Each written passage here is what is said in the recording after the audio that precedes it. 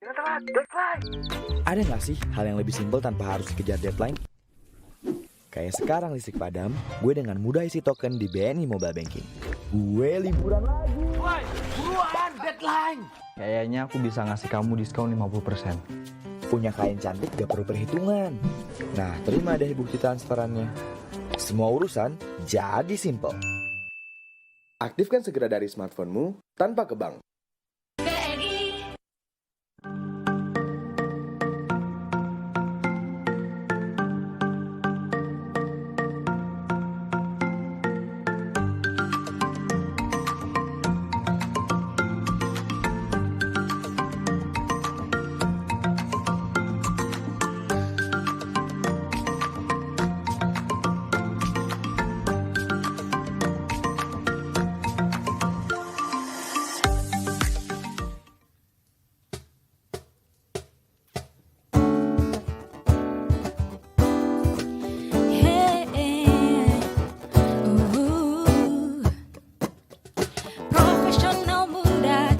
Berbagi cerita, jadi inspirasi untuk semua.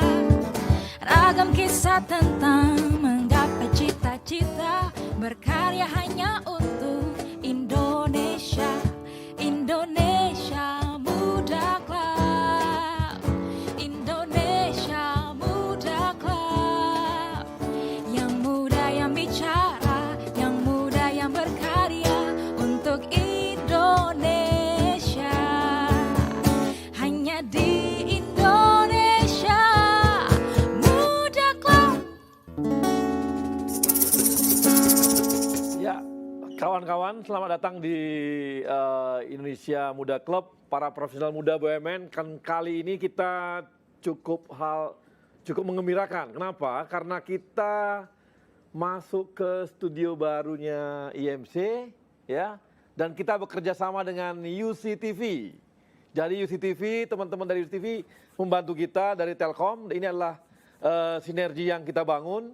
Bagaimana IMC yang tadinya berada di ruangan saya, dan sekarang kita di sebuah studio yang tidak jauh juga dari Kementerian BUMN. Dan kawan-kawan muda, kali ini kita akan banyak membahas hal-hal baru di Indonesia Muda Club, dan saya berharap nanti teman-teman bisa mendapatkan gambaran-gambaran bagaimana sih anak-anak muda di BUMN di luar negeri untuk berkarya bagi bangsa dan tetap bisa menjunjung atau juga membawa nama baik Indonesia dalam dunia bisnis BUMN di internasional.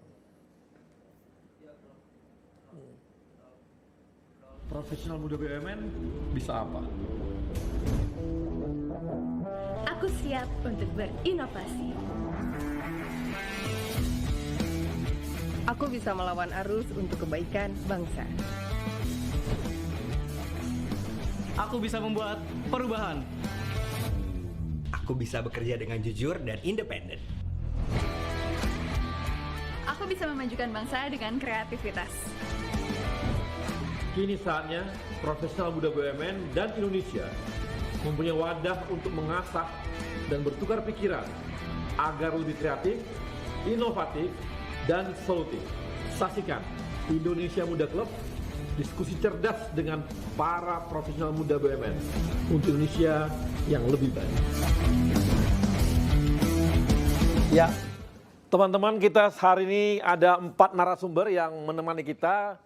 Bisa saya kenalkan, yang pertama ada siapa? Ya, ada dari Telkomsel. Telkomsel adalah anak perusahaan Telkom yang memberikan layanan telekomunikasi di Timor Leste. Ada yang hadir, ada CEO-nya, masih muda, ada Yogi Rizkian. Kemudian ada juga teman kita dari BNI di Fajar Fidrianto di New York. Halo Fajar, selamat sore. Selamat sore Fajar. Oke, kemudian ada Yeni Wiska, ini ada dari Timah, ada di London. Ya, dari London. Kemudian juga yang keempat, narasumber kita ada Tumbur Butar-Butar, ini Wika. Tumbur ini ada, Tumbur, kau ada di mana? Oh iya, oke. Ini karena orang Medan, saya harus gaya orang Medan sama si Tumbur. Walaupun dia kuliah dari UGM, dia udah Jawa betul ini. Wajahnya wajah Batak tapi hatinya Jawa. Kalau Fajar dan Yogi ini kayak gaya anak ITB nih. Ya benar nggak, Jar? Nah, ini anak ITB yang masuk BNI. Kalau di Telkomsel sih masih oke lah, dia kan di teknologi. Fajar ini dulu kuliah di farmasi, tiba-tiba di BNI. Saya bingung juga nih. Harusnya dia yang menemukan vaksin corona, harusnya Fajar ini. Tapi dia lebih banyak ngurusin duit daripada ngurusin vaksin. Dan kemudian ada Yeni dari Brawijaya ya? Yeni? Hah? Oh dari Ubaya. Ya dari Ubaya. Dan sekarang di Timah di London. Ini adalah kawan-kawan kita, anak-anak muda yang memberikan sumbangsihnya bagi Indonesia lewat BUMN. Dan yang pertama mungkin kita akan nanya nih dengan siapa? Yogi ya? Siap, Bang. Ya, Yogi. Ya, Yogi. Yok, mau nanya nih Yok. Siap. Gimana caranya sampai lu bisa sampai di Timor Leste sana? Apakah karena lewat Atambua atau terbang lo? Awalnya malah nih waktu itu menarik, Bang. Pertama kali saya datang lewat Singapura. Lebih aneh lagi karena waktu itu Gunung Agung meletus, Bang. Oke. Jadi flight itu cuman ada dari Bali, Bang, ke Dili, Bang. Oke. Waktu itu di Bali meletus, satu-satunya harus ke Singapura dulu, baru Singapura ke Dili. Wah, itu pengalaman pertama waktu datang ke Timor Leste. Harusnya gitu ya. dari Jakarta lu ke Kupang, dari Kupang lu naik bus, naik jalan mobil lewat Atambua. Betul. Oke. Betul, Bang. Gimana Yogi? Yogi kira-kira bisa berkarir di Telkomsel, Telkomsel dan ini gimana kira-kira sampai bisa di sana juga dalam karirnya gitu? Oke, mungkin saya mau share sedikit buat teman-teman semua yang menyaksikan. Nama saya Yogi Rizkian Bahar, saya CEO dari Telkomsel. Nah, jadi ini cucu, Bang, bukan anak. Cucu, betul. Jadi cucu perusahaan Telkom, gitu ya. Nah, kenapa namanya Telkomsel? Biar deket-deket baunya sama Telkomsel, gitu ya. Makanya sehingga masyarakat di Timor Leste lebih mengenal Telkomsel seperti apa begitu. Dan yang hebatnya, Bang, bahwa Telkom itu memiliki anak perusahaan namanya Telin. Nah, Telkom International. Nah, inilah yang mungkin banyak orang taunya Telkom tuh IndiHome. Nah, gitu kan, Bang ya? Netflix. Nah, ini urusannya IndiHome sama Netflix. Enggak. Bahkan Telin ini namanya sangat harum, Bang, di dunia worldwide di sisi telekomunikasi. Saya kebetulan ada slide-nya. Oke, silakan. Slide-nya itu aja. Mungkin bisa di-share biar teman-teman tahu apa sih Telin gitu ya. Karena Telin itu kita singkat Telkom International. Jadi yang pertama tuh kita punya 4 pilar, Bang, Telkom. Telkom itu pilar pertama mobile. Nah, yang kita kenal Telkomsel gitu ya. Ini Telkomsel yang paling kuat di Indonesia. Nah, yang kedua adalah Telkom International, yaitu kita singkat Telin. Kita sudah menggelar hampir 250.000 kilometer, Bang, fiber optik seluruh dunia. Mulai dari Indonesia menuju Europe, kemudian Indonesia menuju US. Luar biasa ini. Bahkan ini 6 keliling bumi gitu. Jadi kita bukan kaleng-kaleng, Bang, internal. Jadi kalau Bang Abang bilang go global, kita benar-benar go global. Dan kita punya 10 office, global office. Salah satunya di US. Nah, ini ketemu Mas Fajar nih. Tadi saya sempat tanya, Mas Fajar katanya di New York, Telin itu punya global office di LA, Bang, di Los Angeles, California, gitu ya, Mas Karisma. Kayaknya udah kontak-kontakan juga. Nah, salah satu global office yang lain adalah Timor Leste. Nah, kita membangun operator di sana. Nah, kalau di Timor Leste, pertanyaan kedua biasanya saya ditanya gini, Bang. Udah ketemu Raul Lemos sama Kris Dayanti belum? Wah, itu selalu itu. Pokoknya kalau udah Yogi, saya ingat betul tuh kalau di Dili itu ada ini tempat ya namanya siapa tadi namanya? Cewek itu? Krisdayanti ya. Ini gua Nah, Krisdayanti, kalau artis benar, artis agak senior gua agak lupa memang namanya. Ya. Waduh. Nah, saya ingat benar. Krisdayanti ini punya satu toko jual pakaian di Betul, Bang. Atamor. Di Inilah Atamor, ya? adalah salah satu bagian dari kerjasama kita dengan Oke. Rolemas. Jadi kita juga bagaimana blend di local culture internal, kita juga memakai baju Thais, Bang. Oke. Jadi di sana itu Thais Timor sangat terkenal dan kita agar blend kepada socio culture-nya, kita baju kita pun Thais, Bang. Nah, inilah bagian dari upaya bagaimana kita bisa blend di socio cultures di Oke. Timor Leste. Jadi saya tuh itinerary siap, biasanya kalau teman-teman ada yang datang ke Timor Leste, saya lewatin tuh Bang rumahnya, Bang. Ah, ini nih rumahnya. Rumahnya besar ya, besar banget rumahnya. Ya lumayan lah, Bang. Lumayan ya. Gitu. Nah, ini gimana ceritanya, gimana di Telkomsel, gimana perkembangannya di Timor Leste? Apakah menjadi satu-satunya atau operator Telkom atau bagaimana? Saya cerita sedikit dengan sejarah, Bang, ya. Ya. Jadi ketika Timor Leste merdeka tahun 99 waktu itu ya, jajak pendapat, kemudian referendum, kemudian tuh 10 tahun itu akhirnya aset Telkom diambil, Bang. Jadi memang aset Telkom itu diambil semua aset kecuali Pertamina. Nah, ini hebatnya, Bang. BUMN terbesar, terbanyak juga salah satunya tuh di Timor Leste, salah satunya Pertamina, Bang. Pertamina. Jadi Pertamina itu punya kilang, kita punya kilang di sana gitu ya, dan itu asetnya milik Indonesia. Semuanya yang lain keambil. Udah mau rumah, mau apa gitu ya. Nah, setelah kita juga sudah eksis di sana. 10 tahun jalan, kemudian ada operator namanya Timor Telecom. Ini lokal tapi disupport oleh Brazil, Bang. OVI. Harganya mahal banget. Wah, ini masyarakatnya protes bener-bener protes, masuk ke DPR-nya sana. Akhirnya minta another operator harus masuk. Akhirnya Telkom berinvestasi di Timor Leste. Waktu itu BUMN-nya di root-nya Pak Dahlan Iskan, Bang.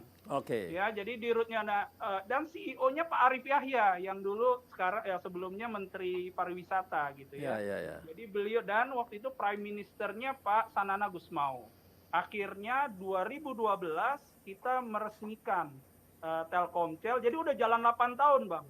Dan alhamdulillah growth-nya luar biasa, Bang. Berapa pelanggan kita? Berapa ini ya? Dari pelanggan berapa? Pangsa pasar kita berapa? Marketnya berapa nih? Siap, kita share juga. silakan. Jumlah penduduk seru nih. Jumlah penduduk cuman 1,2 juta, Bang. Lebih kecil dibanding Bekasi. Gitu ya. Jadi nggak besar jumlah penduduknya. Dan kita punya jumlah pelanggan kita sekitar 300.000. Jadi memang ya karena memang tadi kita berawal masuknya memang telat gitu ya, karena memang dulu nggak boleh dibuka gitu ya. Nah sekarang kita ini menuju juara 1, Bang. Tinggal doakan aja nih, mudah-mudahan kita the best operator in Timor Leste gitu ya, dan growth kita luar biasa.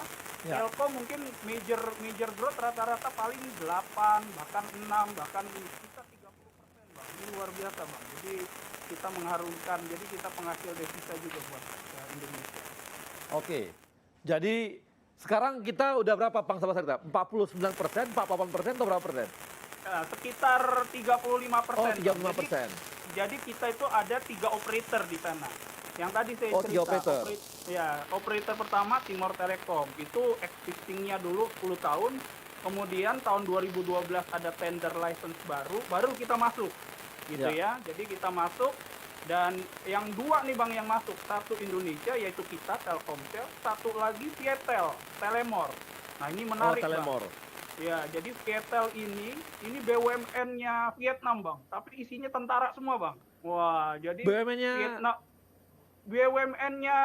Vietnam. Oh, Vietnam. Bukan, Vietnam. Vietnam. Yes. Vietnam. Bahkan dia ekspansi ke Afrika. Banyak dia operator-operator di Afrika juga gitu ya. Jadi saya punya sahabat baik, CEO-nya juga, itu tentara, Bang. Kapten. Ininya kapten. Jadi makanya ini juga kami terus terang pengalaman internasional ini luar biasa. Jadi memang banyak banget suka dukanya juga, tapi it's very exciting sekali. Dan kami didukung oleh KBRI. Nah, ini kunci utamanya juga. Jadi bagaimana kita, katakanlah perantau ini ketika berbisnis di luar, salah satunya harus engage dengan KBRI. KBRI. Engage dengan, saya sangat dekat. Ini Bang, Batak juga Bang Sahat Sitorus. Ininya, Sidi Kalang Bang kalau dia Bang, gitu ya. Ini luar biasa. Saya terus terang. Sama dengan dirutnya Telin ya kalau gitu ya.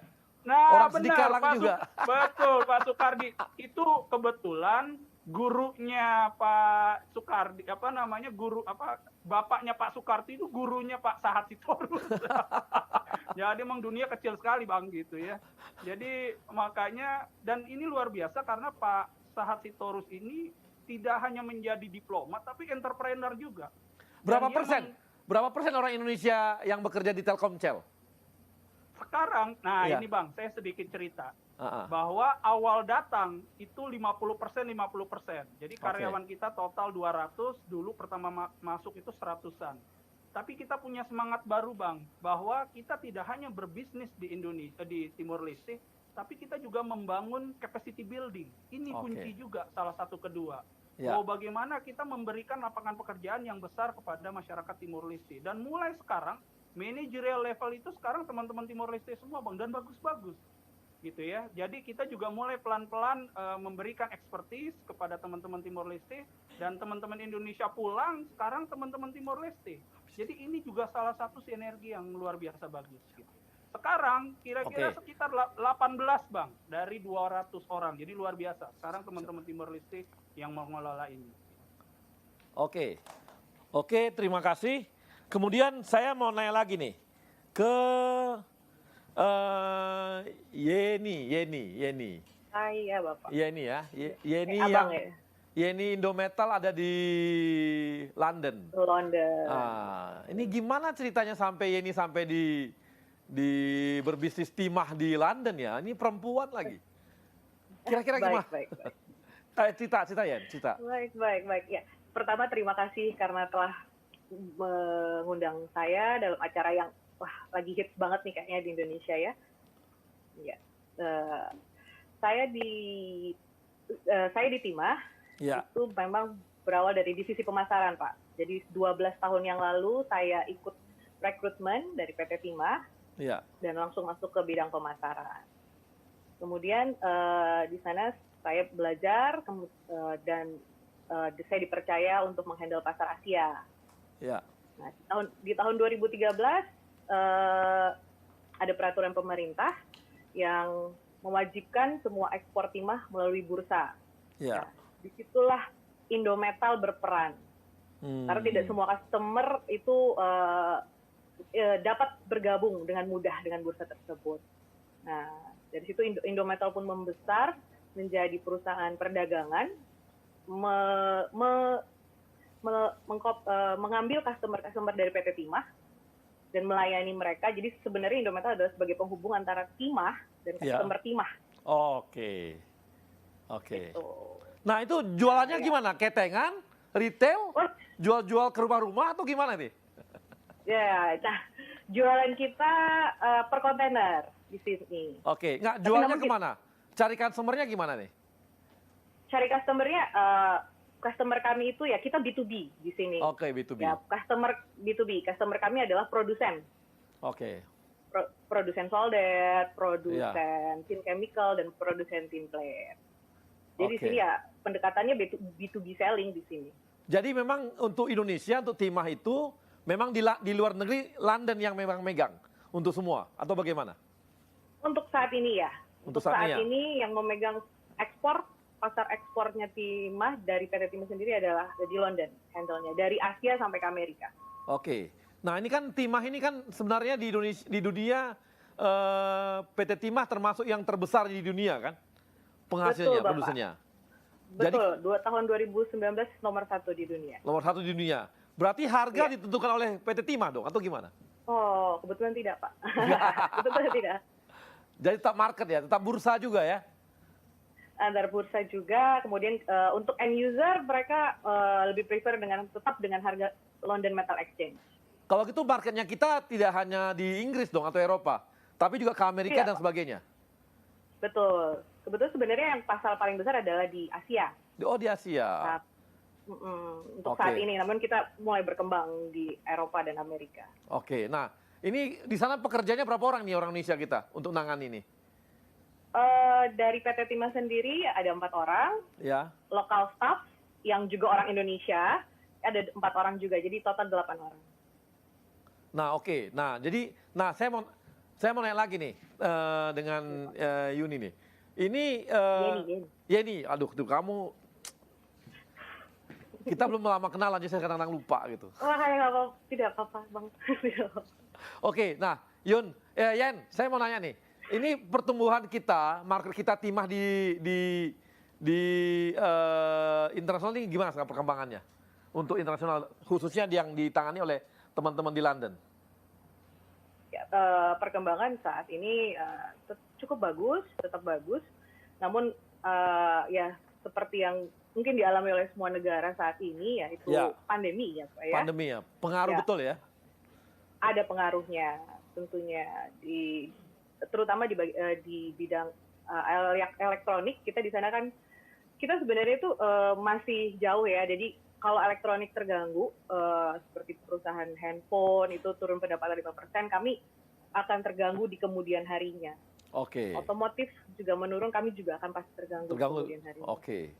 Jadi sangat pengaruh dia ya terhadap di corona. Saat ini coronanya cukup mempengaruhi bisnisnya Indometal kalau gitu ya? Ya, dari sisi harga juga cukup berpengaruh, Pak. Oke, nah di luar negeri sendiri gimana untuk kan beda nih gaya di Indonesia sama di Amerika ini, bisa kasih masukan nggak untuk teman-teman di sini gitu? Ya, kebetulan tidak hanya ya setiap negara itu setiap customer tuh ada beda-beda tipenya lah ya. Oke. Pasti ada bedanya dengan perusahaan dari Jepang, dari India ataupun dari Amerika tuh beda. Kalau dengan Jepang itu benar-benar semua teliti. Negosiasi itu bisa sampai berbulan-bulan, sampai 3 bulan, 4 bulan. Itu semua tuh detail. Kalau Amerika quick dan gentleman agreement-nya harus dipegang teguh, Pak. Jadi kita kalau tidak boleh berjanji nih kalau dengan orang-orang Amerika dan Eropa. Oke. Terima kasih ya ini buat kawan-kawan Sama-sama, Bapak. Kita akan kembali lagi setelah yang satu ini. Silakan.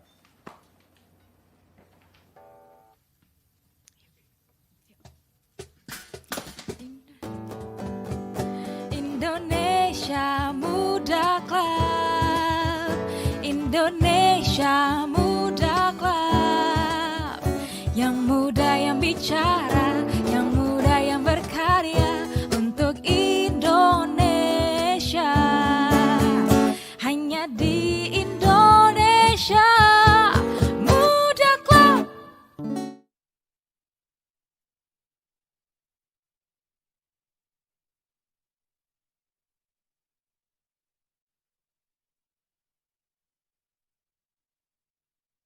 Indonesia, sebagai salah satu negara dengan pertumbuhan ekonomi yang menjanjikan, memiliki tantangan besar untuk meningkatkan pemerataan pertumbuhan ekonomi dan kesejahteraan masyarakatnya.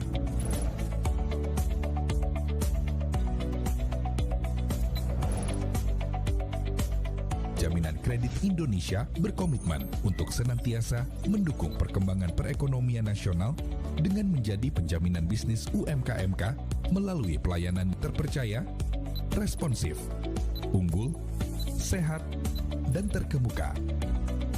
Jamkrindo terus berupaya berinovasi dan menyesuaikan diri terhadap dinamika perekonomian global.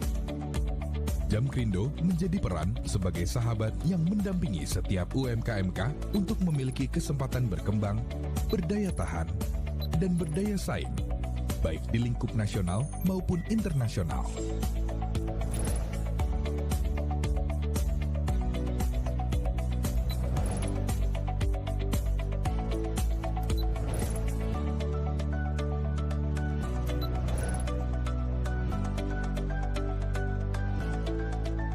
Dalam menjalankan core bisnisnya, Jamkrindo sebagai perusahaan penjaminan menghubungkan perbankan dan non-perbankan sebagai penerima jaminan, serta nasabah sebagai pihak terjamin.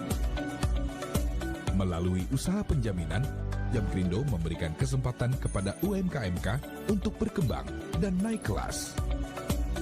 Seiring dengan pertumbuhan industri keuangan syariah, Jamkrindo menghadirkan Jamkrindo Syariah guna menjamin pembiayaan syariah dari perbankan atau lembaga pembiayaan non-bank syariah. Melalui jaringan dan layanan yang tersebar di seluruh Indonesia, Jamkrindo telah bekerja sama dengan mitra, baik bank maupun non-bank.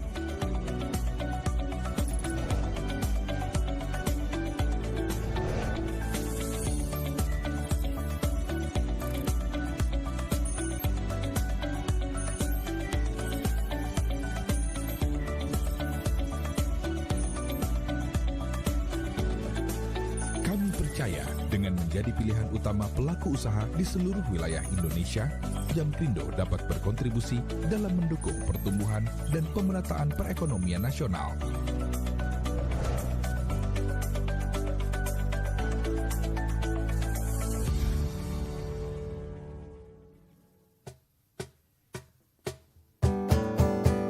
Indonesia Muda Club, Indonesia Muda Club, yang muda yang bicara, yang muda yang berkarya untuk Indonesia. Hanya di Indonesia Muda Club.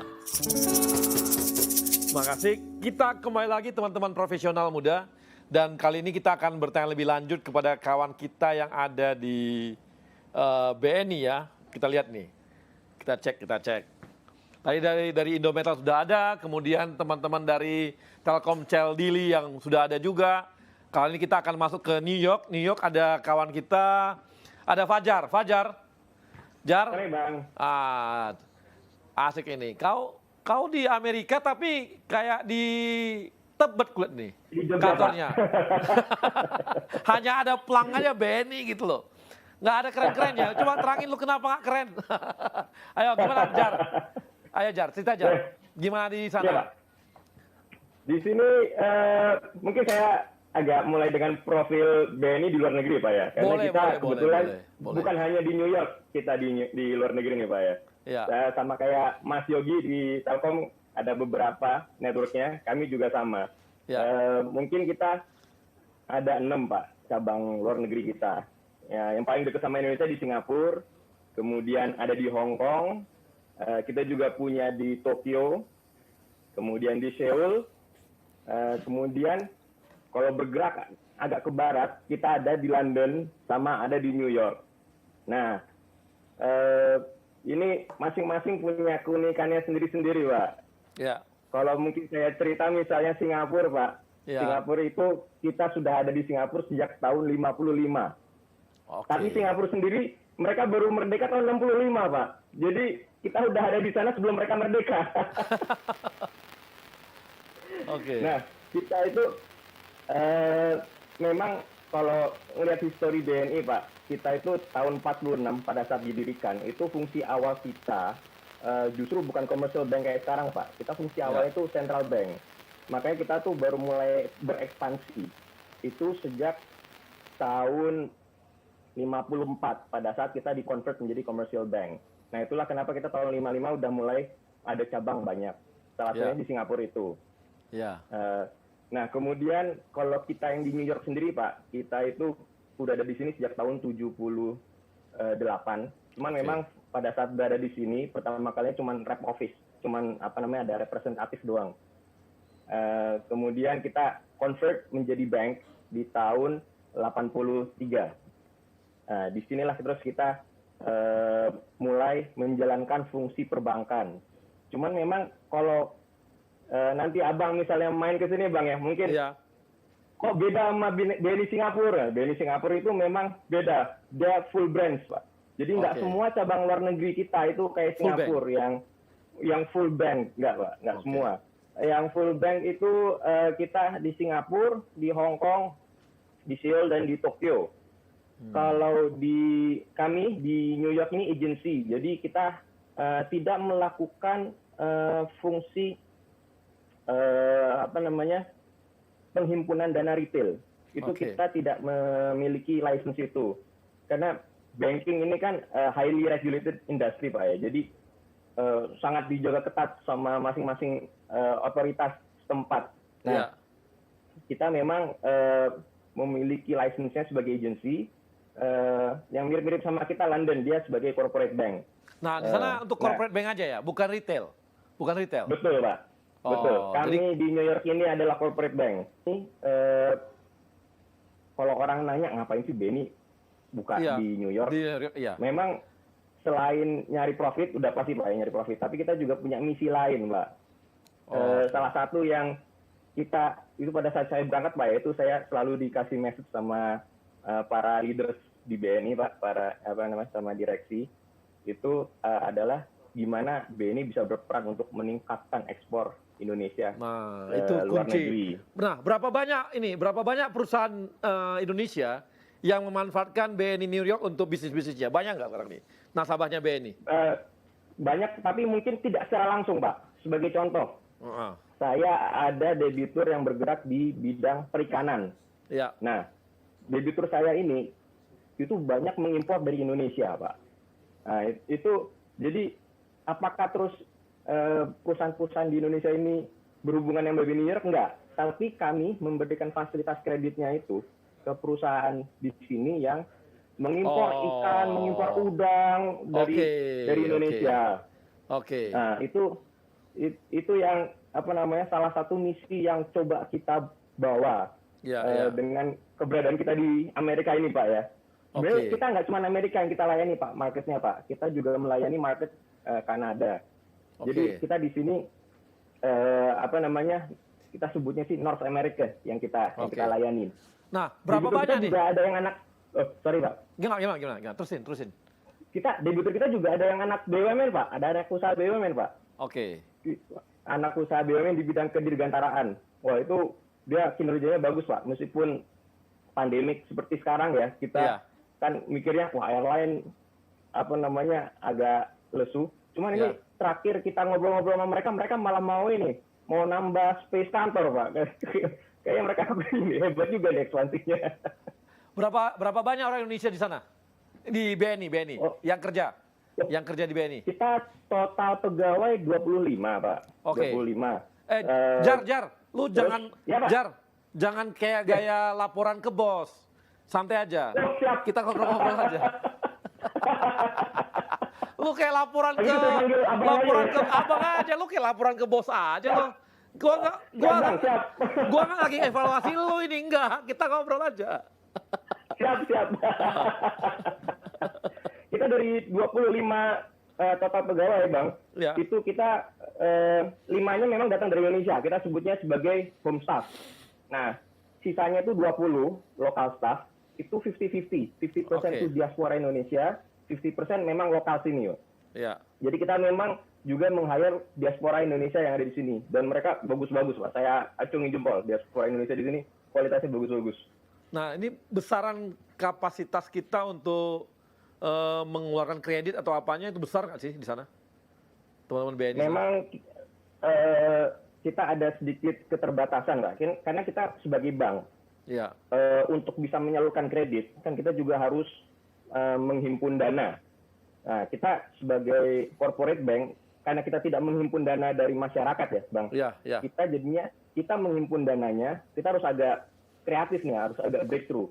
Kita kebetulan tahun ini, kita ada program untuk isu CD, Certificate of Deposit. Kita kerjasama sama beberapa international bank. Nah, tapi yang kita sasar itu adalah investor non-Indonesia dan non-bank. Karena ada beberapa pertimbangan regulasi kenapa kita memilih pasar itu. Nah, itu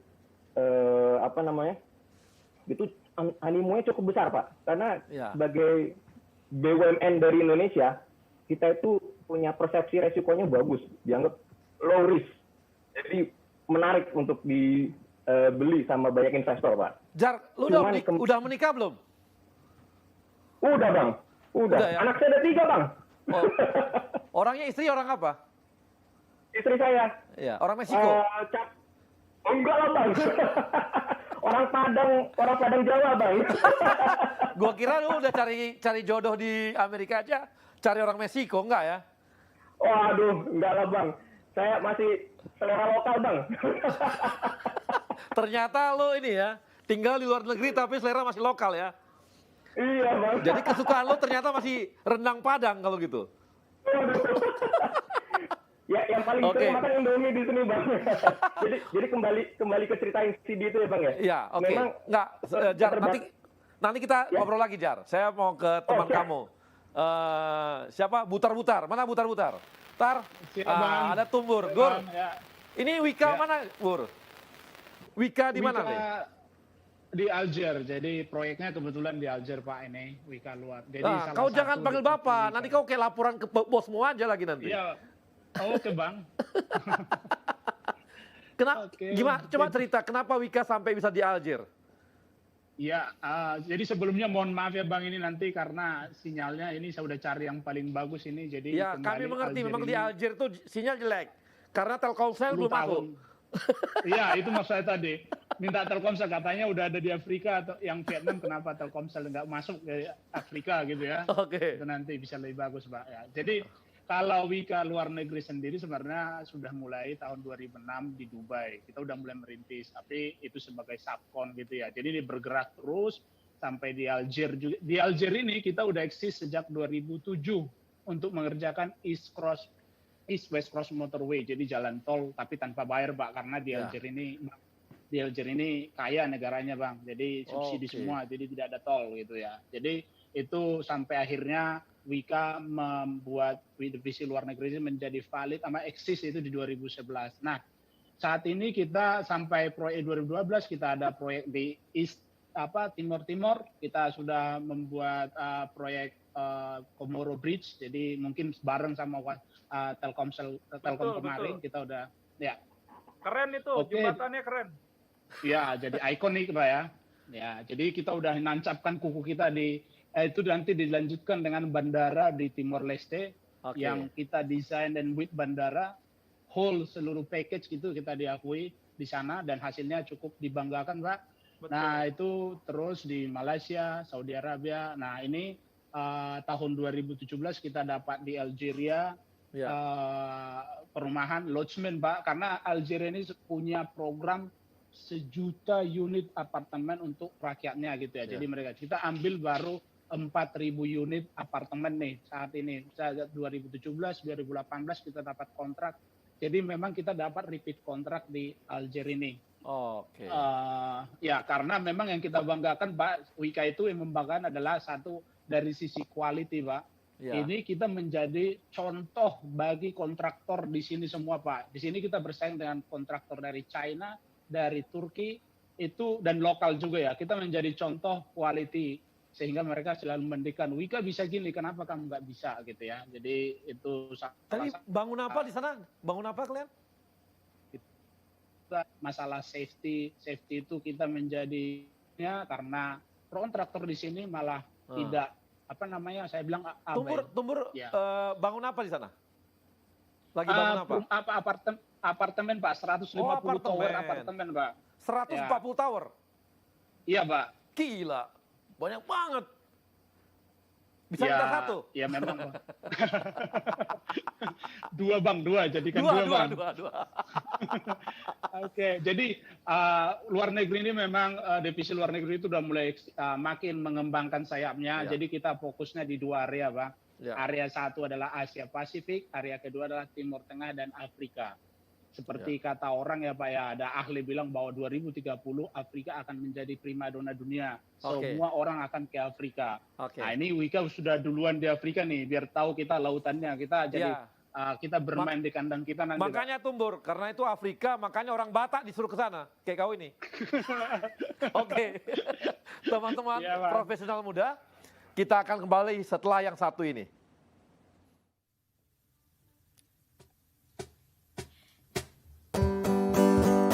Indonesia Muda Club, Indonesia Muda Club, yang muda yang bicara, yang muda yang berkarya untuk Indonesia. Hanya di Indonesia Muda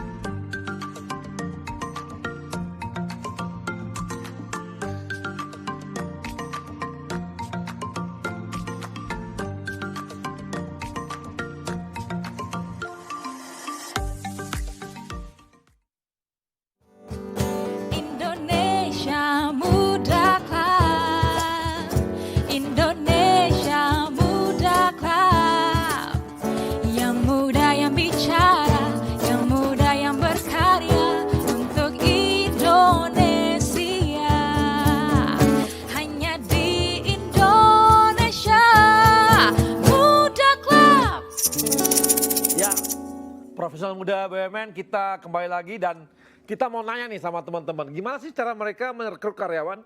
Apa langkah-langkah mereka sehingga mereka bisa mengambil karyawan? Oh ya, saya ambil yang ini, saya ambil yang ini. Apakah sama dengan gaya di Indonesia atau apakah ada cara lain yang kita lihat? Nah, kita akan mau nanya nih sama teman-teman kita yang ada di. Nah, saya mau nanya pertama nih dengan Telkomcel. Telkomcel, gimana nih, Riz? Yogi itu gimana kira-kira, Yok? Lu cara lu rekrut orang gimana di sana? Apakah karena ini kan beda budayanya, apalagi Timor Leste nih, lain betul nih. Apakah ada paksaan dari pemerintah harus ambil yang seperti ini gitu? Gimana?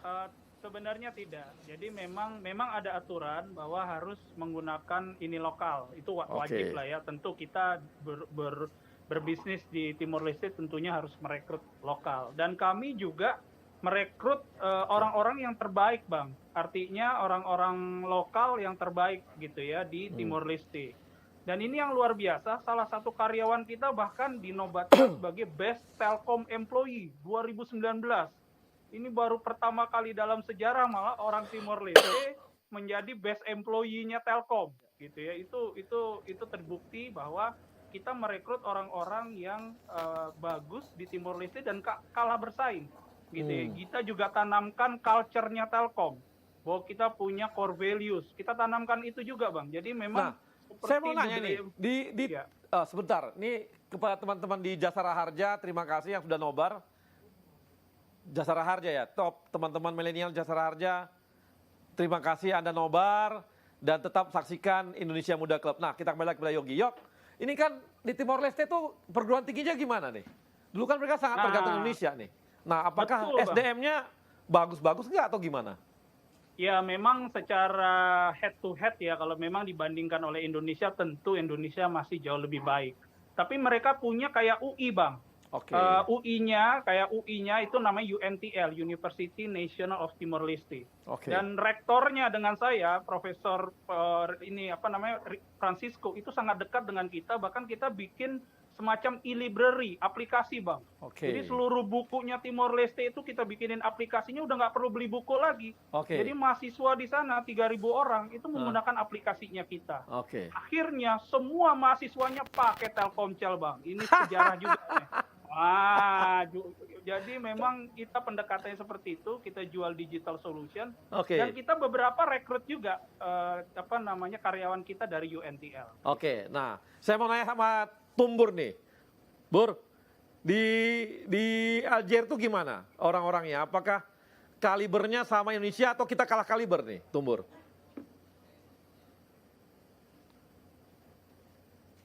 Gimana, Bur?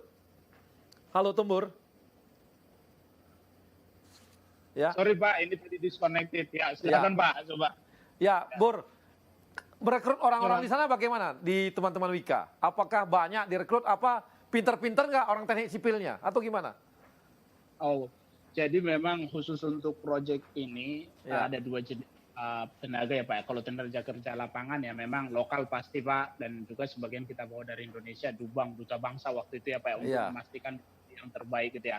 Terus sambil lokal kita didik tukang-tukangnya sesuai. Nah, untuk di office sendiri memang Pak, saat ini kan memang proyek ini masih Pak, proyek kan temporary. Bur, jangan panggil Bapak, panggil Abang.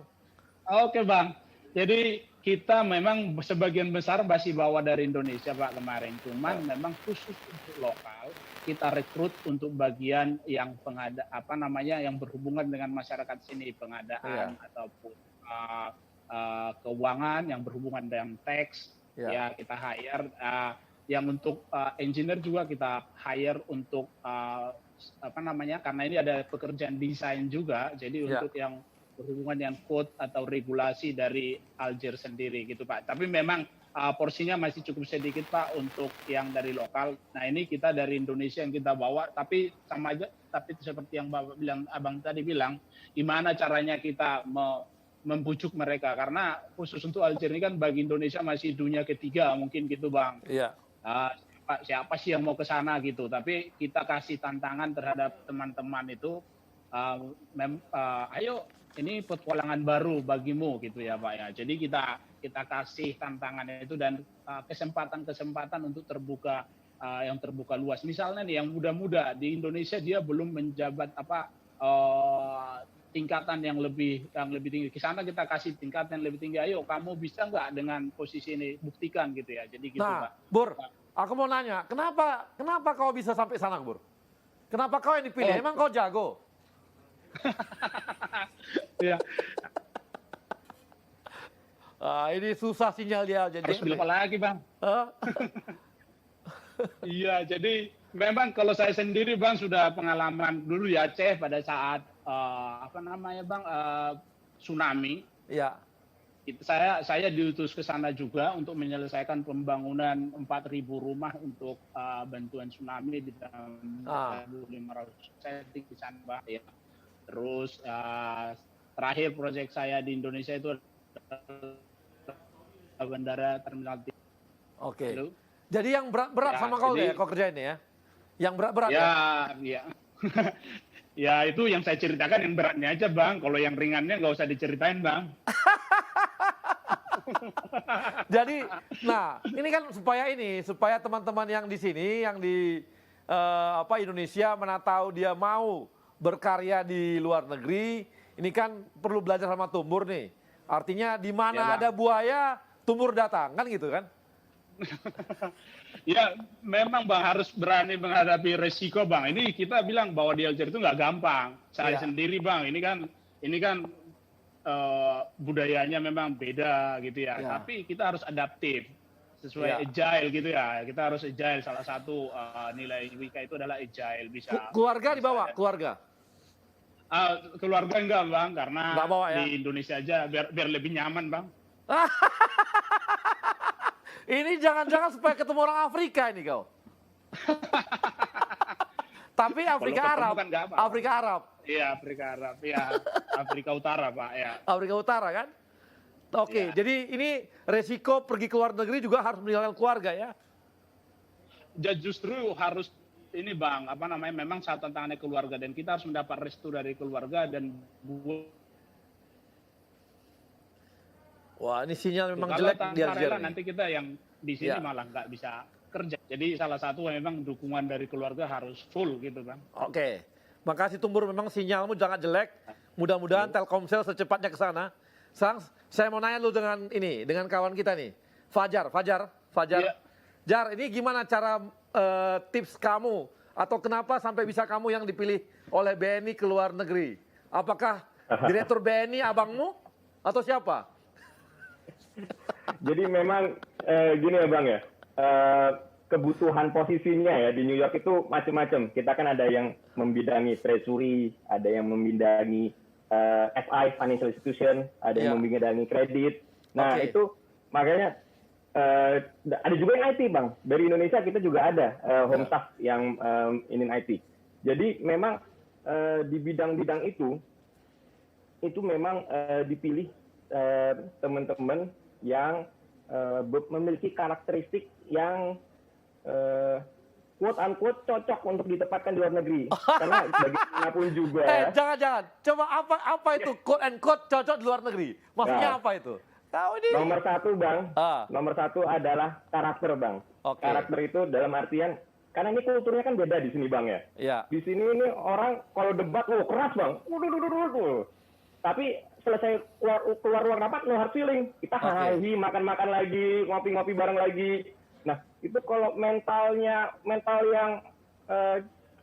agak kurang kuat ya. Baper gitu ya? Iya, baper aja. Itu benar. Bahasanya pas itu, Bang. Baper. Itu begitu dihajar dengan argumen yang keras, terus keluar ruang rapat, ngambek. Wah, itu susah, Bang. Susah untuk bisa beradaptasi dengan kondisi di luar negeri. Itu nomor satu, Bang. Yang nomor dua, yang pasti juga harus luas, Bang. Karena di sini kan bergaulnya bukan hanya dengan kalangan bisnismen, Bang. Mau nggak mau kita di luar negeri ini ya, kita bergaulnya sama komunitas Indonesia. Kayak misalnya kami di sini, di New York nih, kita ada komunitas gereja, komunitas masjid, yang isinya orang-orang Indonesia. Terus bergaulnya juga dengan diplomat-diplomat, konjen, KBRI, kemudian ada juga yang kalau di New York ada United Nation ya, PBB. Nah, jadi itu sangat penting juga untuk memiliki karakteristik yang luas. Nah, yang ketiga memang kompetensi. Kompetensi nggak jelas, Bang. Kompetensi itu penting. Karena kita jumlah orangnya sedikit, nah, itu satu orang harus bisa ngerti banyak hal. Jar. Lebih gitu, Bang. Jar, tapi intinya karena kau anak ITB aja makanya bisa keluar negeri gitu? Ampun, Bang. Enggak, Bang. Enggak. Anak tadi si Tumbur itu anak UGM bisa juga keluar negeri. Jangan terlalu bangga juga kau. Oke, sekarang kita ada teman kita dari Ida Rasita, GM dari Kimia Farma. Silakan. Mana? Iya, Bang. Halo Ida. Tadi aku kira cewek, ternyata cowok. Namanya Ida. Pasti gitu, Bang. Orangnya kayaknya cewek, Bang. Nah, Ida di Kimia Farma, Kimia Farma mana nih? Ini saya di Kimia Farma Dawa, Bang. Anak perusahaan Kimia Farma di Arab Saudi. Arab Saudi. Kenapa Arab Saudi, yes. Kenapa Kimia Farma bisa di Arab Saudi? Ngapain? Iya. Kau jual apa Jadi, di sana? Bukan jual bukan jual obat kuat, Bang. Tenang aja, Bang. Jadi ini rencana ceritanya bahwa Kimia Farma ingin melakukan ekspansi bisnis ke luar negeri, Bang. Sebelumnya Kimia Farma udah punya bisnis secara trading, ekspor barang. Sekarang ingin membawa entitas bisnisnya keluar. Kenapa Arab Saudi? Di sini kita ada 2 market yang kita sasar, Bang. Kalau healthcare, satu adalah market sendiri Arab Saudi. Yang kedua, Bang, yang juga ternyata sangat menggiurkan adalah secara bisnis market haji dan umroh, Bang. Ini market yang tidak pernah berhenti bergulir, dan di dalam ini ada warga Indonesia juga yang setiap tahunnya selalu nomor 1 di dalam hal haji dan umroh, Bang. Jadi kita masuk ke Indonesia, kita masuk ke Arab Saudi, kita coba grab market di sana. Kita sekaligus hadir untuk warga negara Indonesia yang ada di sana, Bang. Jadi Kimia Farma retail juga sana, retail. Jual retail juga. Bang. Yes, kita di sini ngelola dua bisnis utama, satu wholesale, trading, obat-obatan, teater. Kedua adalah retail. Kita membuka mengelola apotek Kimia Farma Arab Saudi. Gitu. Ida, jangan-jangan nanti itu vaksin corona yang baru dibuat sama Bio Farma, jangan-jangan dijualnya di Afrika di Arab Saudi ada di Kimia Farma nanti. Kayaknya sih kalau untuk itu Pak Honesti udah punya jalur sendiri, Bang. Dia udah ada. Tapi yang pasti kalau barang-barang yang di luar vaksin yang sifatnya adalah produk BUMN, kita di sini siap sebagai ini, Bang, sebagai bagian dari supply chain-nya kita lah di sini. Supply chain-nya. Yes, of course. Ida, saya mau tanya, kenapa sampai bisa kau sampai di Arab Saudi? Kenapa bisa sampai di Arab Saudi? Apa ceritanya? Istrimu orang Arab? Oh enggak, Bang. Istriku orang Palembang, Bang. Orang Palembang. Oke, dah. Kau bisa sampai di sana, dah? Kau bisa sampai di Arab Saudi? Ini kayaknya nyambung dengan ceritanya tadi Bang Yogi nih, Bang. Jadi pertama kali aku terekspos masalah dunia internasional itu ketika handle Timor Leste, Bang. Tahun 2012 Kimia Farma punya B2B G2G bisnis dengan Timor Leste. Kita supply obat-obatan ke sana, Bang. Aku jadi macam project leader di sana. Terekspos lah dengan masalah-masalah internasional segala macam. Lama-lama kayaknya ini kayaknya ketemu passion nih, Bang. Ini kayaknya enak nih, kita bisa handle luar negeri, bisa lihat dunia lain, mengenal culture, mengenal. Jadi kau menganggap bahwa passionmu itu di luar negeri terus gitu ya? Kemudian aku dikasih bicara untuk di export division di holding. Lama kemudian Kimia Farma ekspansi ke luar negeri, bisnis ke Arab Saudi. Ketika manajemen memberikan challenge, ya why not, Bang? Mungkin ini bagian dari passion, diambil. Jadi, nah sekarang perkembangannya udah berapa lama nih di Arab Saudi? Perkembangannya penjualan bagaimana? Dan corona ini gimana? Berkurang nggak atau turun nggak? Gimana? Iya, Bang. Jadi ini kita di sini sejak 2018, Bang. 2018. Kita sekarang sudah punya 19 apotek, Bang. Kimia Farma Dawa. 19 apotek? Yes. Kita sekarang masuk dulu di western area, Bang. Yaitu di area Madinah, Makkah, Jeddah, Taif. Ini kalau kita bagi inilah daerah-daerah yang bagian yang didatangi oleh para peziarah sepanjang tahun, Bang. Inilah market itu, kantong uang tuh di sini bergulirnya. Kemudian kita juga punya distribution center di Jeddah dan di Mekah. Jadi kita masuk di sisi western area, belum masuk ke Riyadh, belum masuk ke daerah eastern, ke Dammam yang kota-kota tempat minyak itu di kilang-kilang minyak. Kita masuk dulu di ada western area, Bang. Okay. Kemudian masalah bisnis corona, yes, of course ini juga ngehit banyak bisnis di sini. Tapi sebagaimana juga yang lain, selaku talent-talent yang relatif muda lah, Bang. Kita selalu mencari opportunities dalam hal di tengah-tengah difficulties. Yeah. Selalu ketemu nih, Bang. Bahkan ternyata bagi beberapa hal, bagi dunia kesehatan, corona adalah seperti blessing in disguise. Yeah. Really, Bang. Orang lain collapse, kita bisa jualan masker, jualan hand sanitizer, jualan multivitamin. Yeah. Justru kita punya peluang yang ada di sana. Tapi kan menurun haji dan yang umroh dari Indonesia. Betul. Nah, betul, ini Bang. Pengaruh nggak? Ini juga sangat pengaruh karena Saudi ini ternyata secara ekonomi ziarah ini merupakan bagian dari backbone. Bahkan di tahun 2030 mereka ingin haji dan umroh sebagai backbone utama, Bang. Mereka sadar sekarang minyak udah habis, akan ditinggalkan. Mobil listrik, Elon Musk segala macam sudah di depan mata, orang udah bisa lagi ngelak. Mereka lari ke tourism yang mana? Yang inilah. Mereka ingin kembangin. Nah, begitu ini ada ngehit dalam hal corona lumayan, Bang. Mereka agak sedikit drop, tapi mereka tetap punya planning bahwa setelah ini selesai bahwa vaksin akan sudah diproduksi. Next time mereka akan extend tourism ini sebagai bagian dari part of backbone-nya mereka. Jadi Ida, saya mau nanya, berapa orang Indonesia ada di sana di Kimia Farma? Home staff kami di sini yang dari Indonesia ada 5 orang, Bang. Oh, 5 orang. Oke. 5 orang. Total yang lokal? Kita pegawai yang lokal ada kita rekrut di sini ada sekitar 5 orang. Kemudian total pegawai kita 150 orang sekarang yang ada di kita.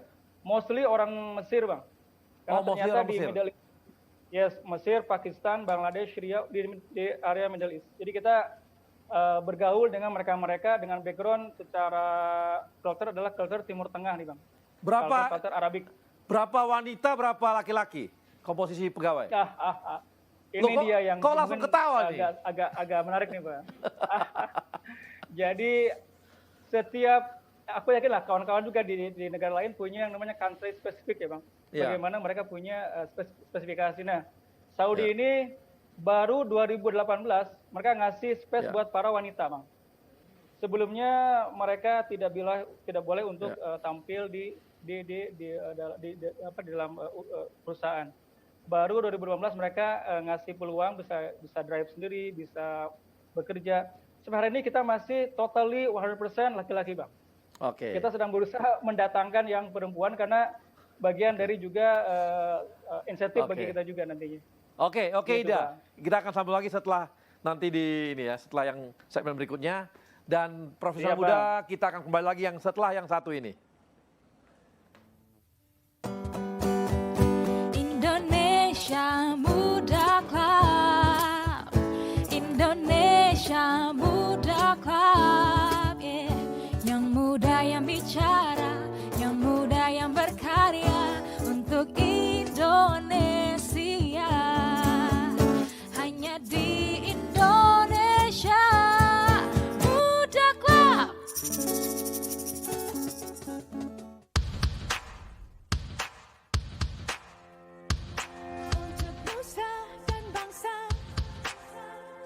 Untuk tanah air kita, kami lahir dan hadir, besar dan kuat bersama.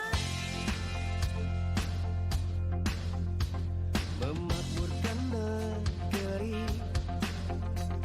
kibarkan merah putih, membawa sejahtera, Indonesia jaya. Satu gerak, satu langkah, bahu membahu tanpa lelah, untuk insan Indonesia berazas Pancasila. BUMN hadir untuk negeri, dari Sabang ke Merauke karyanya.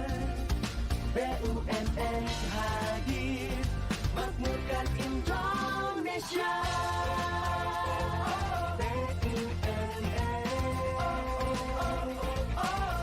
BUMN hadir makmurkan Indonesia. One vision, one family to excellence.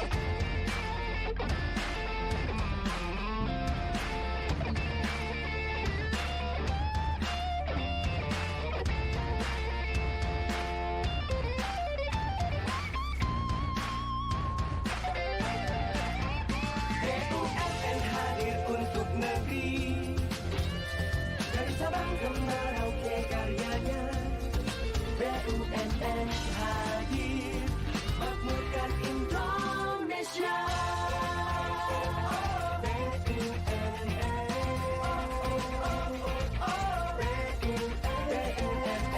hadir makmurkan Indonesia.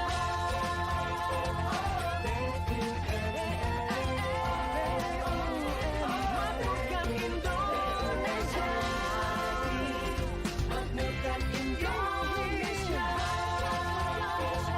Makmurkan Indonesia.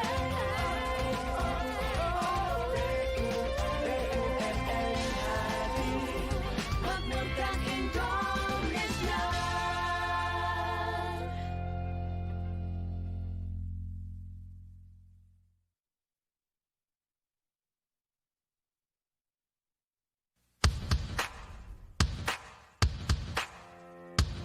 Untuk nusa dan bangsa,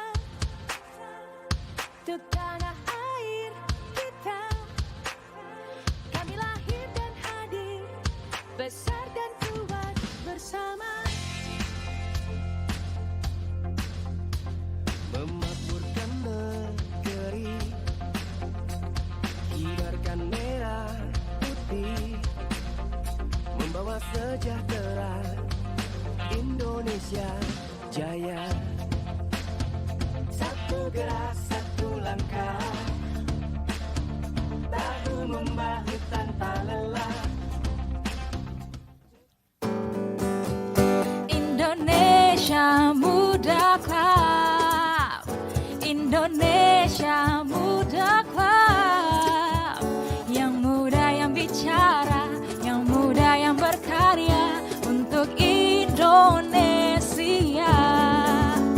Hanya di Indonesia Muda Club. Ya, teman-teman profesional, kita kembali lagi dengan Indonesia Muda Club dan kali ini kita coba lihat social project yang dikerjakan oleh teman-teman milenial kita, milenial BUMN, dan kita akan lihat bagaimana dan apa yang mereka kerjakan dalam project-project ini. Silakan.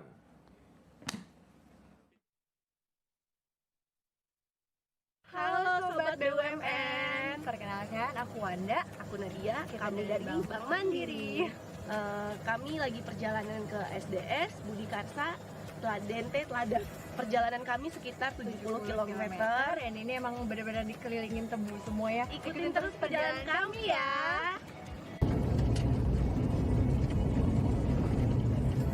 Halo Sobat BUMN, jadi kita udah sampai tuh. Setelah 3 jam perjalanan kita sudah sampai di Kuala Mahaban. Nah setelah ini kita bakal ngajutin perjalanan pakai perahu untuk mendistribusikan perlengkapan sekolah ke SD di sana ya.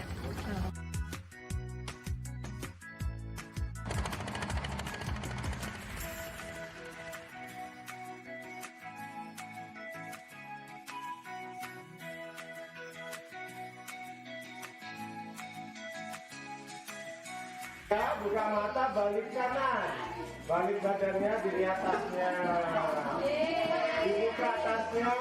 Seneng nggak? Ayo coba buka, ada apa di dalam? Nanti pastinya jangan buang sembarangan ya. Dan ada makanannya. Iya.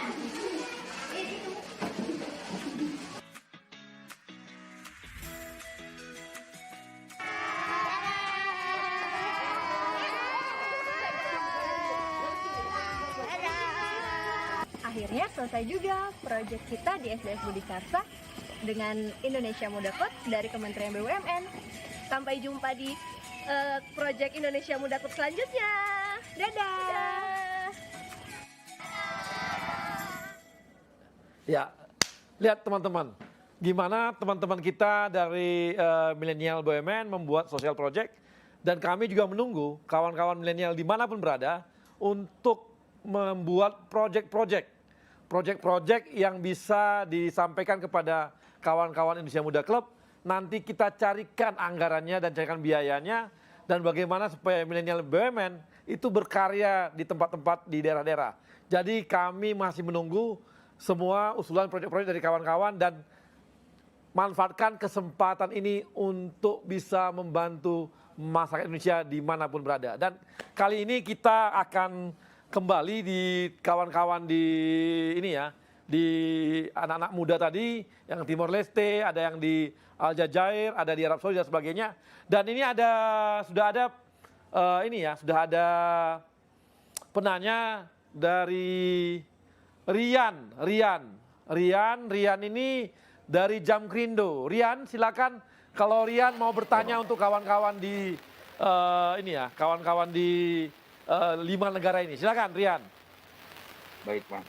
Saya Rian Bang dari Wika Bang. Oh dari Wika. Tadi dikira dari Jamkrindo. Oke, silakan. Sama Bang Tubur Bang. Oke. Mau tanya teman-teman bahwa kan sebenarnya strategi internasional. Rian, lu buka dulu ininya. Buka dulu maskernya, nanti dikira siapa lagi. Ntar Rian yang lain kan beda bahaya kita. Kluster perkantoran nih. Jadi kan strategi internasionalisasi ini pastinya merupakan satu rencana strategis dari sebuah perusahaan gitu ya.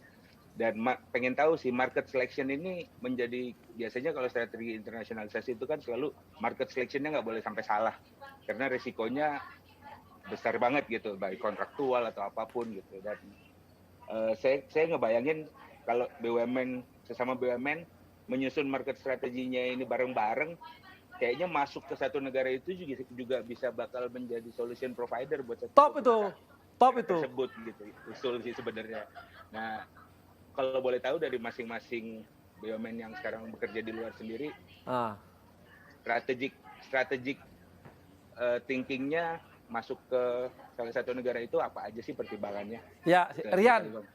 Oke Rian, terima kasih kawan-kawan. Mungkin ada siapa yang bisa menjawab dari mana nih? Dari Yeni mungkin bisa jawab Yeni atau gimana ya? Silakan Yan, jawab Yan. Ya, baik. Ya, terima kasih. Untuk market selection ya. Oke, kita untuk logam timah sendiri kita memilih negara mana yang kita masuk itu pastinya adanya customer terlebih dahulu dong. Jadi kami menyeleksi negara mana yang pertama pasti ada yang pengguna dari produk kami, yaitu lebih ke arah perusahaan yang negara yang banyak memproduksi barang-barang elektronik itu pasti. Karena penggunaan timah sendiri adalah salah satunya yang terbesar adalah solder. Jadi kalau makanya yang kami masuki adalah Jepang, Taiwan. Kemudian kalau untuk di Eropa itu kita masuk ke negara yang sama, yaitu juga pengguna solder dan tinplate. Jadi kalau kami lebih ke arah bukan negaranya yang dimasukin, tapi di manakah letak pengguna dari produk kami tersebut. Oke. Makasih ya ini kawan-kawan dari PTPN 7. PTPN 7 pun sekarang ini lagi nobar. Terima kasih kawan-kawan PTPN 7 yang sedang nobar di tempatnya ya. Terima kasih. Nah, silakan yang lain. Ida mungkin bisa jawab pertanyaan dari Rian tadi. Oke, siap Bang. Ya. Jadi masalah penetrasi pasar ya Bang. Betul nih. Kalau kita masuk ke luar negeri kan bukan hanya nice to have ya Bang. Ya. Hanya buat gaya-gayaan gitu kan. Tapi juga betul membawa misi yang juga jelas, ada profit dan benefit. Jadi memang dalam hal ini sekali lagi bagaimanapun kita melihat memang studi pasar itu nomor 1 Bang. Kita memastikan bahwa pasarnya memang di sana ada, dan satu hal lagi, apa yang bisa menjadi mengimprove lantai pasok produk Indonesia ke sana. Karena sebetulnya kalau kita punya bisnis di luar tapi tidak ada efek terhadap produk kita dalam negeri bisa keluar sana, kayaknya kayak sayur kurang garam Bang, kurang sedap jadinya gitu. Kalau kita punya bisnis di luar, bisa yang sama juga produk kita masuk ke negara itu selain juga kita membantu diplomasi ekonomi negara kita Indonesia, juga membantu mengenalkan produk Indonesia, juga kita ada nilai tambah yang tentunya secara neraca perdagangan memberikan kontribusi positif, Bang. Jadi bagaimanapun penetrasi pasarnya adalah market review itu nomor 1, Bang. Pastikan itu kita dapat dulu. Next-nya adalah tinggal disesuaikan dengan business acumen masing-masing. Itu begini Bang, sharingnya Bang. Oke, terima kasih. Nah ini ada lagi nih, kita tanya lo Yogi. Yok, gimana Yok? Pertanyaan dari Rian. Bisa jawab Ya, ini. bagus pertanyaannya. Jadi, of course pertama market research dulu. Nah ini yang kedua tambahannya. Saya meng-quote kenapa akhirnya Telkom berbisnis internasional. Saya meng-quote terus terang dari CEO kami terdahulu, Pak Arif Yahya. Business follow people. Dia bilang seperti itu. Artinya apa? Follow people itu mana ada orang Indonesia yang paling banyak di sana. Akhirnya Bang, kita punya 10 global offices yang di sana tuh paling banyak masyarakat Indonesianya, termasuk Hong Kong Bang. Kita punya global office di Hong Kong, kita punya global office di Taiwan, kita punya global office di Malaysia juga. Karena apa? Masyarakat Indonesianya banyak, termasuk Indonesianya Timor Leste, di mana hampir 5.000 orang di situ. Sehingga ada captive market minimal yang kita bisa dapat ketika kita implementasi di sana. Itu juga salah satu memudahkan kita untuk masuk ke market. Nah, dari situ kunci kedua adalah kolaborasi. Jadi kami di Timor Leste ini kolaborasi dengan hampir semua BUMN. Benar, kita ada Wika di sana. Wika bangun ini juga Bang, bangun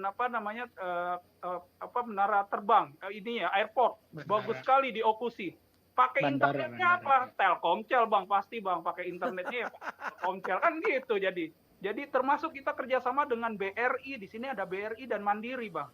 Jadi kita punya e-wallet dan kita nanti banknya memakai BRI dan Mandiri. Jadi ini yang kolaborasi. Dan jangan lupa pakai link aja. Nah, di sana nggak ada link aja, Bang. Belum ada link aja. Kita buat, Bang. Udah kita buat. Namanya Tipe. Namanya Tipe, Timor Pay. Jadi inilah nanti jadi e-walletnya, mudah-mudahan ini menjadi e-walletnya Timor Leste. Baru launching Bang, 2 bulan yang lalu. Oke, terima kasih Yogi. Nah ini kan kelihatan ya bahwa ternyata kawan-kawan ini untuk pertama sekali mereka ambil captive marketnya. Captive marketnya siapa? Ya orang Indonesia. Kalau tadi Kimia Farma lihat bahwa banyak haji, banyak umroh, ya ada umroh itu adalah orang Indonesia, maka yang diambil captive marketnya adalah orang Indonesia. Mungkin BNI pun demikian. Ini agak berbeda. Ini kan dia kalau bermainnya ada yang memang dia bulk lah, besar banget. Ya komoditi jadi lain, bukan retail. Oke, ini ada pertanyaan dari kita, ada Tami dari Jamkrindo. Silakan Tami, mau bertanya sama siapa? Selamat sore. Sore. Ya, saya Tami dari Jamkrindo. Izin bertanya dengan Pak Ida. Ya. Ya, saya ingin bertanya terkait apa saja sih tantangan dalam melakukan penetrasi pasar internasional dan bagaimana sih strategi perusahaan untuk peningkatan pasar internasional tersebut. Terima kasih. Silakan Ida. Ida ditanya detail nih. Ida kau ditanya karena kau ganteng mungkin. Kau pakai jambang, pakai bulu-bulu gitu. Langsung Tami tertarik sama kau. Kan sesuai kearifan lokal Bang, sesuai kearifan lokal, harus menyesuaikan. Ya, makasih Mbak Tami ya, atau Dek Tami saya nggak tahu nih, mungkin Dek Tami aja deh, biar lebih akrab. Jadi memang tantangannya adalah kalau kami di dunia bisnis healthcare, untuk masuk ke pasar itu adalah bagaimanapun juga kita harus memahami yang namanya regulasi terkait bisnis kita. Karena hampir sebagian besar country risk itu terkait dengan masalah regulasi. Baik itu regulasi hukum ataupun bisnis. Contoh misalnya kalau kita masuk ke pasar Saudi ini, dia punya standar Saudi FDA yang sama dengan Saudi Amerika. Saudi American FDA. Artinya apa? Kita harus betul-betul mempertimbangkan apakah secara produk kita pun bisa memenuhi mereka tersebut. Yang kedua, kita juga melihat bahwa bagaimana misalnya Saudi ini dia mengacu ke mana sih? Dia mengacu pasarnya ke mana? Dia mengacu ke pasar Eropa dan Amerika. Maka kita pun juga melihat bahwa bagaimana style kita masuk ke sana sehingga bisa diterima oleh pasar. Kalau kita bicara pasar lokal Saudi ya Bang, Tapi kalau kita bicara lokal yang tadi, yang segmented kayak Indonesia, kayak kita lebih tahu lah bagaimana kita menghandle bisnis segmen tersebut. Itu mungkin sementara Bang. Oke. Makasih. Ada lagi pertanyaan tadi dari siapa? Ada yang baru lagi? Ada Farhan. Farhan mana Farhan? Farhan dari Universitas Brawijaya Malang. Silakan Farhan, ini dari teman-teman BEM. Ya, silakan. Silakan Farhan. Biar teman-teman yang muda yang masih mahasiswa tertarik dan pengen ke luar negeri kali. Silakan. Ya, terima kasih Bang. Ini menarik ya, karena banyak dari teman-teman BUMN juga, Mas-mas dan Mbak, itu dari BUMN yang berasal dari negara-negara di berbagai kontinen. Nah ini saya pengen nanya ya, di situasi COVID seperti ini nih, jadi hambatan secara internasional bagi perusahaan BUMN dalam bersaing seperti apa? Serta kayak market positioning sekarang itu, misalkan BNI di New York, terus juga Wika di Alger, dan juga Telkomsel tadi ya, yang di Timur Leste seperti apa gitu dengan perusahaan-perusahaan itu kan saya juga pengen tahu gitu sebenarnya. Gitu. Mungkin itu sih dari saya gitu. Terima kasih. Oke, silakan. Mungkin ada yang bisa jawab. Fajar bisa jawab Jar. Silakan Jar. Siap Bang, siap. Oke, Mas Farhan ya Mas ya. Pertanyaan bagus tuh Mas. Jadi memang COVID ini sebuah tantangan ya, tantangan tersendiri. Ini nggak pernah kita rasakan sebelumnya. Sebagai sebuah lembaga keuangan ya, yang pasti itu operational risk. Operational risk itu pertama, karena yang tadinya kita bisa kerja operational bank itu bisa kita kerjakan di kantor, tiba-tiba kita tidak bisa ke kantor. Nah, itu kita dituntut untuk cepat beradaptasi. Jadi agile mentality-nya ditantang di sini.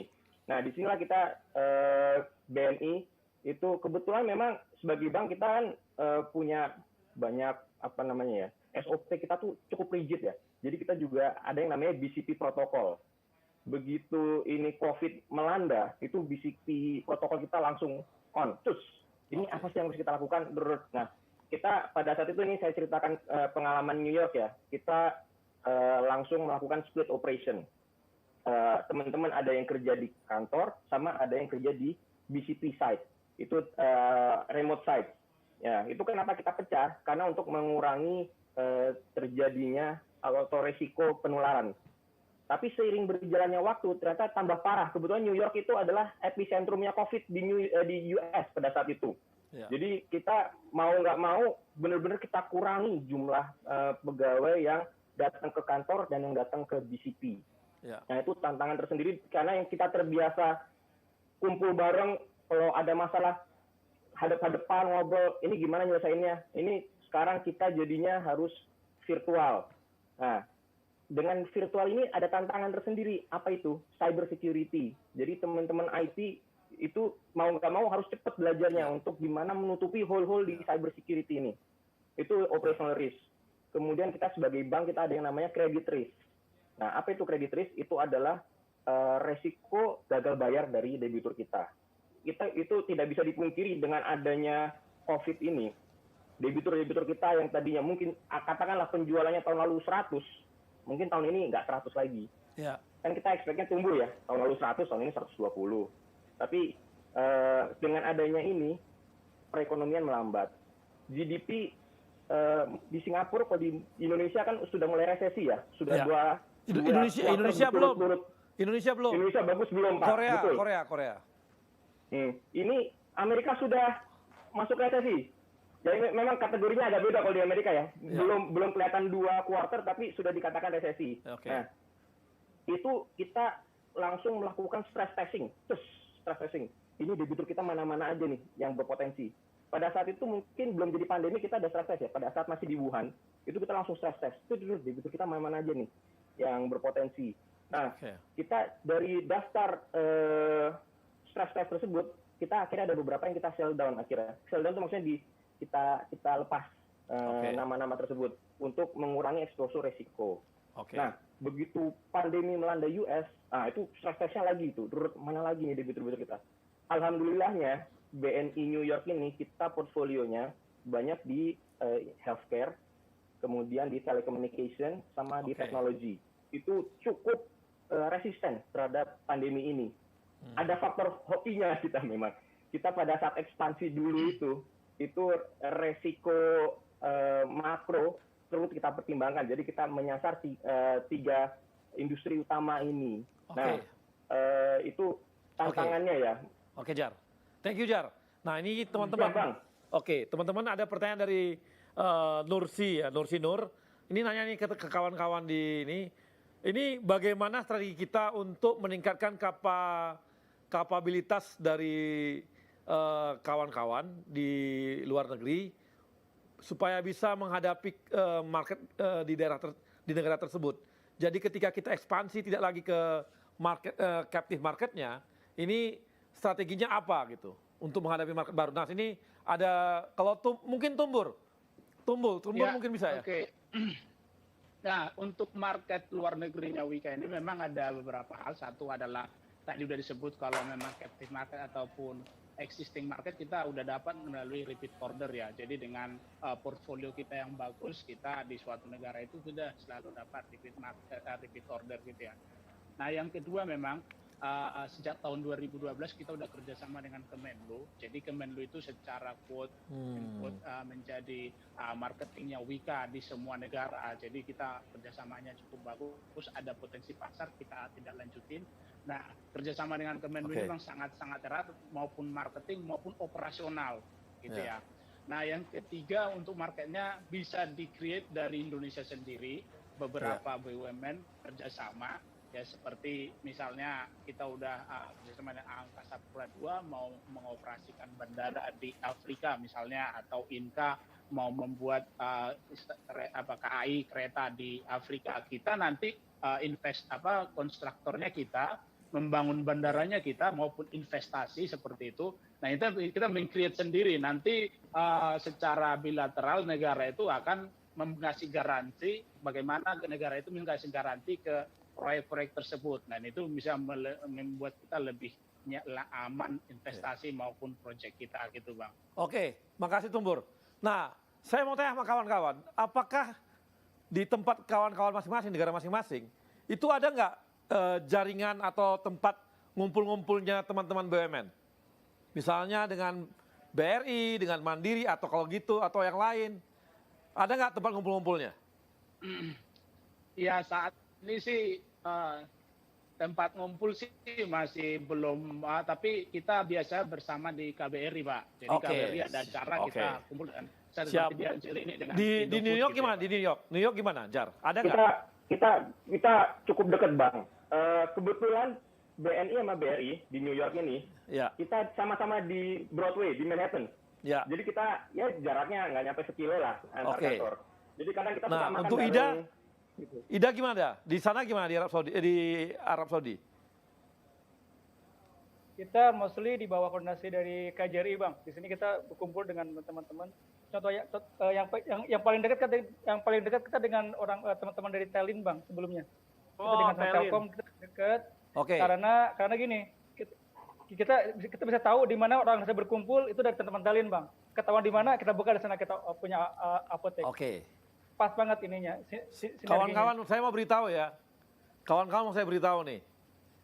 Pak Erick Thohir itu akan punya konsep besar mengenai BUMN di luar negeri. Ya. Kemarin kan beliau sudah mengatakan bahwa kita akan ekspansi ke luar negeri. Ya, BUMN akan ekspansi ke luar negeri, dan beliau akan punya kejutan untuk semua BUMN yang ada di luar negeri. Nanti kejutan ini tunggu aja tanggal mainnya. Yang pasti akan membuat BUMN kita akan sangat kuat di luar negeri dan akan lebih kompak, bisa mengatur market bersama-sama, bisa melihat peluang-peluang sama-sama, sambil bisa memanfaatkan kekuatan masing-masing BUMN. Tapi saya belum bisa ngomong nih apa yang akan dihasilkan oleh dikeluarkan oleh Pak Erick Thohir. Tapi kemarin kami rapat beliau sudah mengatakan akan menghasilkan sesuatu untuk BUMN-BUMN di luar negeri. Kita akan tunggu nanti, dan teman-teman profesional muda, terima kasih karena Anda sudah menonton acara kita, sudah mendengarkan apa yang telah disampaikan oleh kawan-kawan dari luar negeri, bagaimana peluang-peluang di sana, bagaimana langkah-langkah mereka, bagaimana market yang mereka buka, kemudian juga bagaimana mereka menghadapi budaya dan juga market yang ada, dan yang pasti mereka tetap berusaha untuk memperkuat Indonesia semakin global dalam hal ini adalah produk-produknya. Jadi kawan-kawan, terima kasih atas perhatiannya untuk hari ini. Dan kita akan kembali lagi di Indonesia Muda Club episode mendatang. Tapi sebelumnya saya juga berikan terima kasih kepada sponsor yang sudah mensponsori acara Indonesia Muda Club. Kawan-kawan dari Jamkrindo, kawan-kawan dari BNI, dan kawan-kawan dari PLN. Terima kasih. Sampai ketemu lagi.